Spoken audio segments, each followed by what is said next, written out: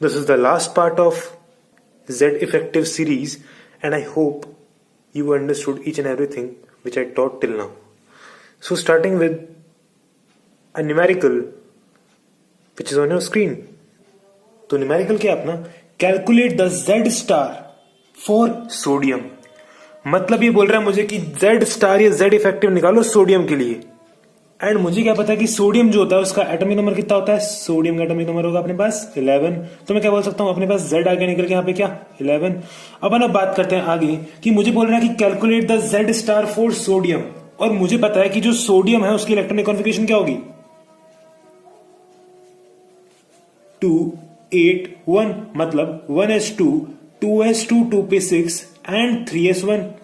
तो अपन देखें यहां पे कि अपने पास जो आउटर मोस्ट शेल के अंदर इलेक्ट्रॉन है वो है 1, और जो अपने पास इलेक्ट्रॉन प्रेजेंट है कहां पे पेन अल्टीमेट शेल के अंदर वो कितने हैं 8, और बाकी रिमेनिंग बच गए जो इलेक्ट्रॉन अपने पास इनर शेल के अंदर वो कितने हैं 2 इलेक्ट्रॉन। तो अपन बात करते हैं फॉर्मूले चालू करते हैं अपन कि मुझे पता है कि अगर मुझे निकालना है सोडियम के लिए Z स्टार, तो मैं कौन सा फॉर्मूला यूज करूंगा सिग्मा के लिए। सिग्मा के लिए मैं यूज करूंगा कौन सा फॉर्मूला फॉर S&P इलेक्ट्रॉन्स वाला। तो अपन बात करते हैं कि मुझे पता है फॉर्मूला क्या है आउटर मोस्ट शेल इलेक्ट्रॉन। देखो फॉर्मूले को लिखने की भी एक ट्रिक है। ट्रिक क्या है कि आपको हमेशा फॉर्मूला रटना नहीं है, आपको चालू करना लास्ट से। अपने को पता है कि लास्ट में क्या आएगा आउटर मोस्ट शेल, तो मैं क्या करता हूं आउटर मोस्ट शेल के लिए इलेक्ट्रॉन कितना है 1, और मुझे पता है कि 1 - 1 आउटर मोस्ट शेल का इलेक्ट्रॉन -1 into 0.35, ये अपन लिख दिया लास्ट के लिए। अब प्लस अब क्या आएगा अपना इसके बाद पेनल्टीमेट शेल, तो अपन लिखेंगे उसके लिए। अब तो पेनल्टीमेट शेल के लिए क्या लिख सकता हूं मैं सिंपली 8 इलेक्ट्रॉन्स इंटू 0.85। अब प्लस अब मुझे किसके लिए लिखना है रिमेनिंग जो इलेक्ट्रॉन्स बच गए उसके लिए। तो सिंपली मैं क्या कर सकता हूं यहाँ पे 2 into 1। तो अपने पास सिग्मा कितना निकल गया यहाँ पे, ये कितना हो गया 1 - 1 0, तो 0 into 0.35 दैट इज 0। तो ये कितना हो गया 2 plus 0.85 into 8 that is approximately 6.8 plus 0।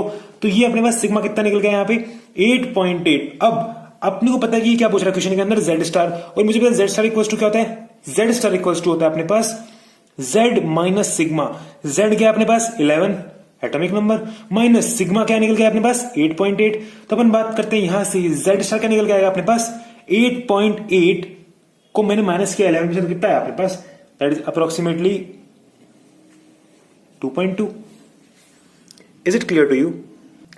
अब अपन बात करते हैं मेन टॉपिक की जो आज अपने को पढ़ना था। वो क्या है टॉपिक, वो टॉपिक अपना बेसिकली अपन आज सिग्मा कैलकुलेट करेंगे किसके लिए for D and F electrons. तो मैं क्या बोल सकता हूं I am going to calculate today sigma for D and F electrons. तो यहां पे बात करते हैं अपन सपोज अपने पास एक एटम है, ये क्या है उसका न्यूक्लियस, और अपन बात करते हैं उस एटम के सपोज अपने पास 5 शेल है। तो मैंने लिख दिए ड्रॉ कर दिया यहाँ पे 1 2 3 4 5। Okay is it clear to you. अब बात करते हैं अपने पास यहाँ पे फर्स्ट शेल के अंदर अपने पास जो सब शेल प्रेजेंट है वो क्या है 1s। सेकेंड शेल के अंदर अपने पास जो सब शेल प्रेजेंट है वो क्या है 2s 2p। थर्ड शेल के अंदर अपने पास जो सब शेल प्रेजेंट है वो क्या है 3s 3p 3d। एंड जो अपने पास फोर्थ सब शेल है उसके अंदर जो सबसे जो फोर्थ शेल है उसके अंदर जो सबसे प्रेजेंट है वो कौन कौन से हैं 4s 4p 4d and 4f। और जो ये है ये क्या है अपने पास आउटर मोस्ट शेल। इसलिए मैं क्या बोल सकता हूं कि आउटर मोस्ट शेल जो है यहां पे अपने पास उसका कोई रोल नहीं है किसके अंदर, no role in shielding effect of d and F electrons. क्यों, इसका भी रीजन है because present at outer side.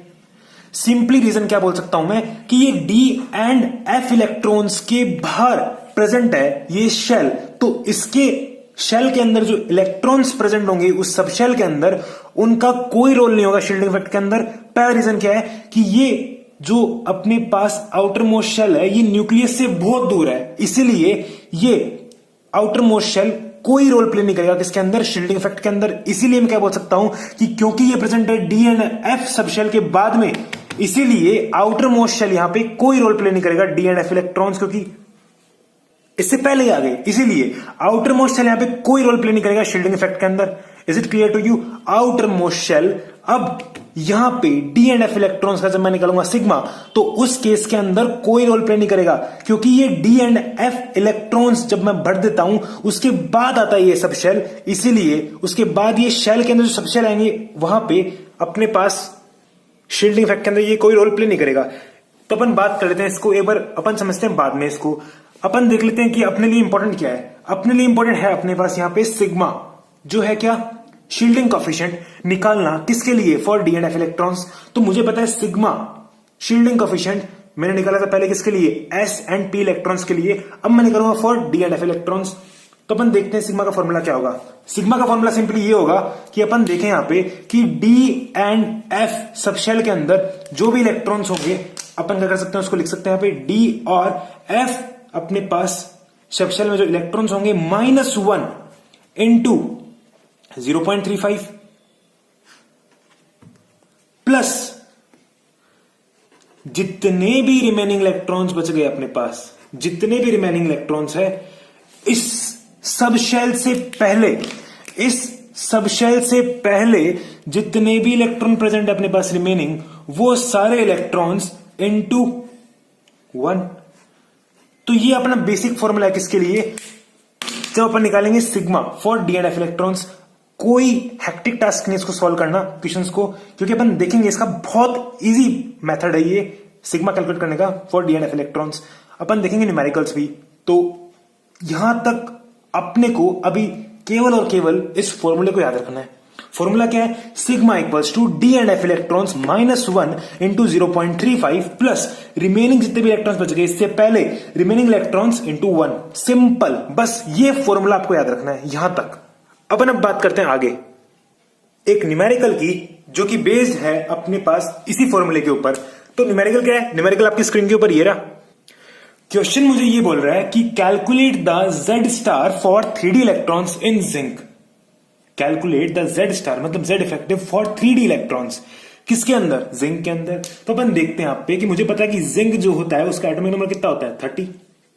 तो अपन अगर बढ़ते हैं इसकी इलेक्ट्रॉनिक कॉन्फ़िगरेशन, तो मैं क्या लिख सकता हूं, 2 8 18 2 मतलब 1s2 2s2 2p6 3s2 3p6 and 3d10 and 4s2। ये अपन ने बढ़ दी इलेक्ट्रॉनिक कॉन्फ़िगरेशन किसके लिए, जिंक के लिए।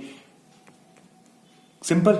अपन अब बात करते हैं यहां पे कि अपने को बोल क्या रहा है कि तेरे को Z इफेक्टिव निकालना है, Z स्टार निकालना है 3D इलेक्ट्रॉन्स जो है जिंक के अंदर, उसके लिए।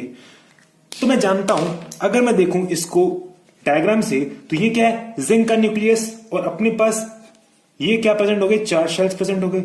यहां पे क्या प्रेजेंट है, 1s2, यहां पे 2s2 2p6, यहां पे क्या प्रेजेंट है, 3s2 3p6 और 3d10, और यहां पे क्या प्रेजेंट है, 4s2। तो ये क्या हो गया, outermost shell. Outermost shell, अब ये जो डी सब शेल है जिसके ऊपर मुझे Z स्टार कैलकुलेट करना है, उसके बाद आ रहा है ये शेल, इसीलिए इस आउटर मोस्ट शेल का यहां पे कोई भी रोल नहीं होगा, no role in shielding effect. ये बात ध्यान रखनी है बस। डी एंड एफ इलेक्ट्रॉन्स का जब अपन क्या कैलकुलेट करेंगे, सिग्मा, एंड उसके बाद Z स्टार। बात आपको यह ध्यान रखनी है कि डी एंड एफ इलेक्ट्रॉन्स के बाद जो आउटर मोस्ट शेल होगा उसके अंदर जितने भी इलेक्ट्रॉन्स होंगे उनका कोई भी रोल नहीं होगा शील्डिंग इफेक्ट के अंदर। कब, जब अपन कैलकुलेट करेंगे क्या, डी एंड एफ इलेक्ट्रॉन्स के लिए Z स्टार या Z इफेक्टिव। अपन अब बात करते हैं मेन मुद्दे की कि मुझे निकालना है सबसे पहले क्या, सिग्मा। सिग्मा इक्वल्स टू क्या होगा, sigma is equals to outermost shell electrons, no, क्या फॉर्मूला था, डी एंड एफ इलेक्ट्रॉन्स। तो अपने पास यहां सिर्फ और सिर्फ क्या प्रेजेंट है, डी इलेक्ट्रॉन्स।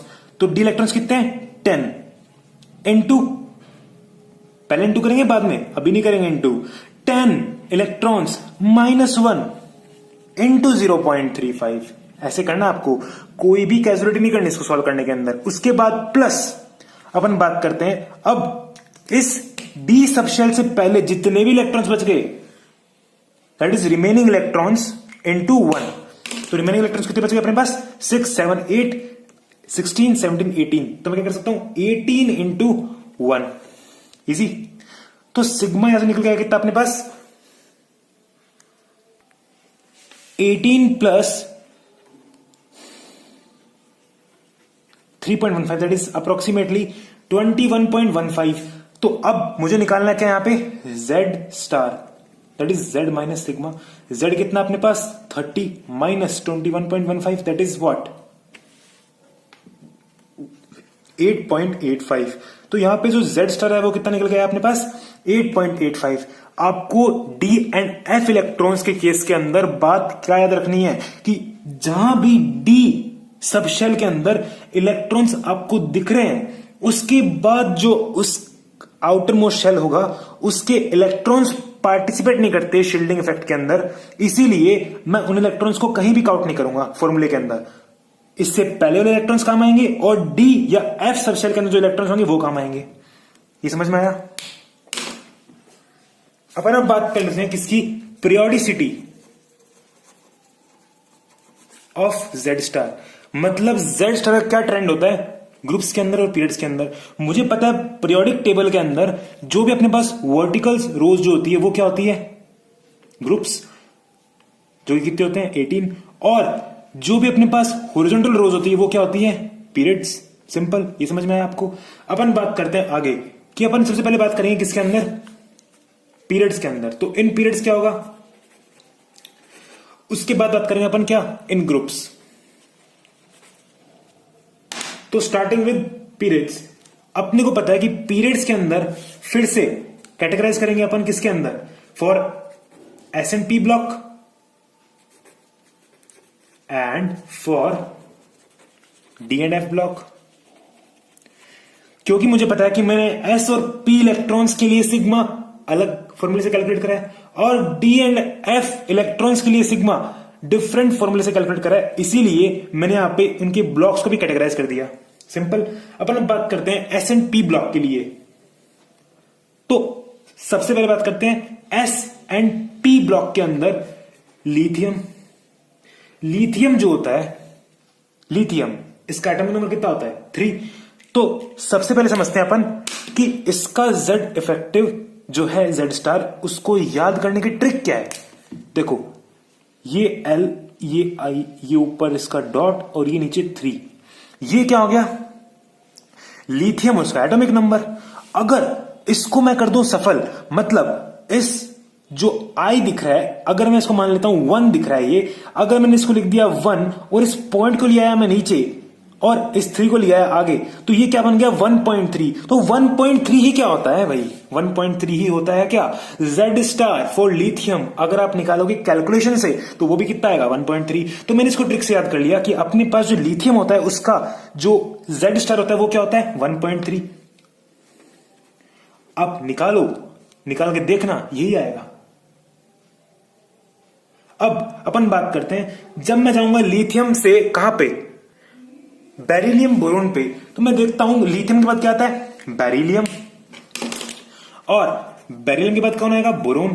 तो अगर मैं जाऊं लेफ्ट टू राइट पीरियड के अंदर, तो वहां पे क्या होगा? 0.65 से इंक्रीज होगा Z इफेक्टिव। तो मैं क्या बोल सकता हूं? 1.3 plus 0.65, that is nothing but 1.95। और उसके बाद नेक्स्ट फिर से इंक्रीज होगा किससे? 0.65 से। तो मैं जानता हूं कि बेरिलियम के बाद बोरोन पे जब मैं स्टेप अप करा तो वहां पे क्या होगा? 0.65 से Z इफेक्टिव इंक्रीज होगा। तो सिंपली मैंने देखा यहां पे कितना आया? 2.6। तो अपन जब जाएंगे लेफ्ट टू राइट पीरियड के अंदर, तो Z इफेक्टिव या Z स्टार 0.65 से इंक्रीज होता है। तो ये कहां की बात होगी? एस एंड पी ब्लॉक के लिए। अब अपन बात करेंगे for D and F block.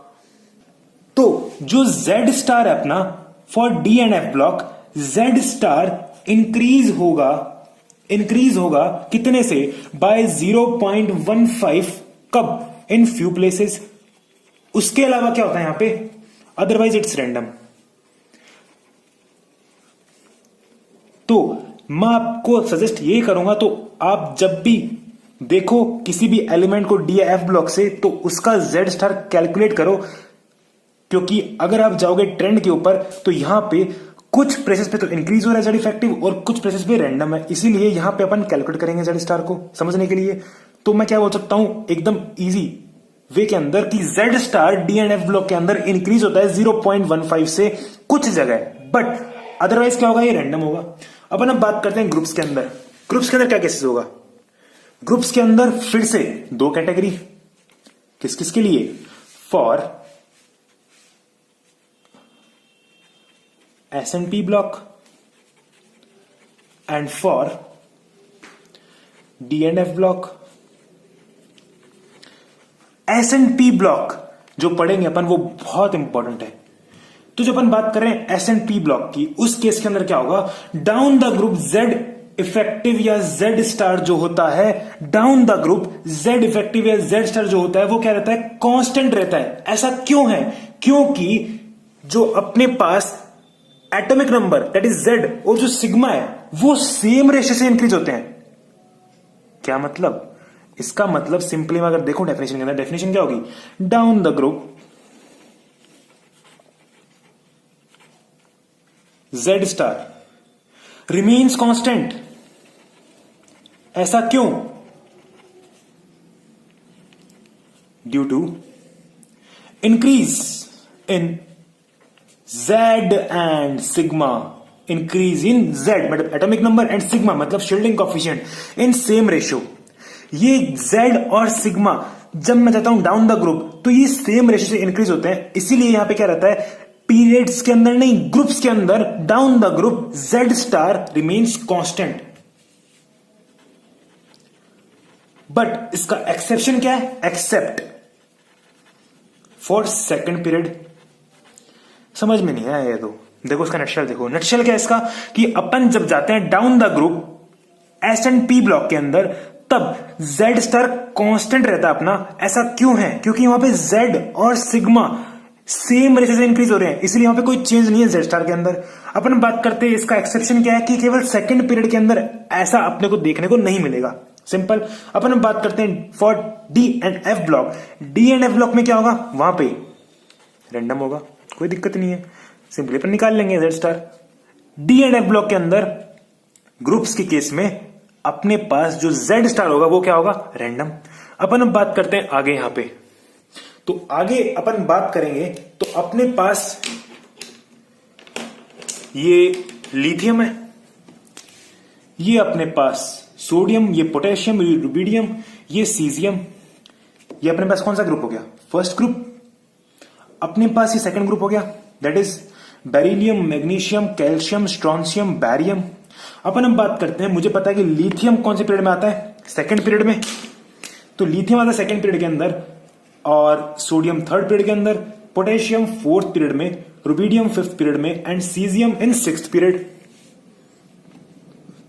और मैंने ये देखा कि मैंने जो लिथियम जो था अपने पास, ये एटॉमिक नंबर नहीं है, ये पीरियड के नंबर है, ये पीरियड नंबर है।